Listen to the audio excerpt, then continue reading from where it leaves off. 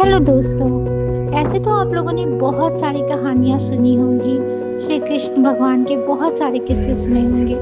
लेकिन आज हम श्री कृष्ण भगवान और बलराम जी की एक प्रेरणादायक कहानी लेकर आए हैं जो शक्ति और विनम्रता पर आधारित है। एक बार श्री कृष्ण और उनके बड़े भाई बलराम गुरु के आश्रम में शिक्षा ग्रहण कर रहे थे। दोनों अत्यंत शक्तिशाली थे, लेकिन उन्होंने कभी अपनी दिव्य शक्तियों का घमंड नहीं किया।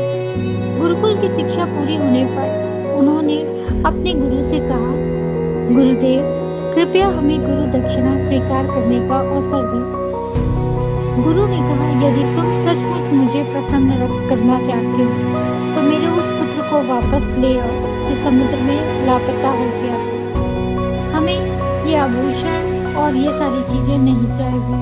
श्री कृष्ण और बलराम तुरंत निकल पड़े।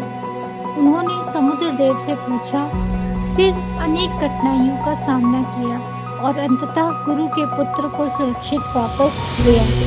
गुरु अत्यंत प्रसन्न हुए और बोले, जिस शिष्य में सेवा, समर्पण और विनम्रता हो वही सच्चा ज्ञानी होता है।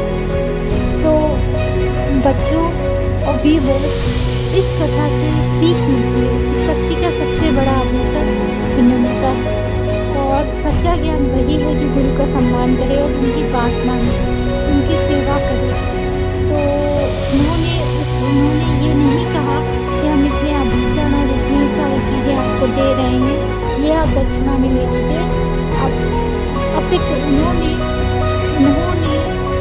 गुरु जी ने जो दक्षिणा मांगी अपने बेटे को लाने के लिए, विनम्रता पूर्वक वही दक्षिणा लाने की सेवा को स्वीकार किया उन्होंने। इसलिए जीवन में कितना भी बड़ा बन जाओ, लेकिन अपने गुरु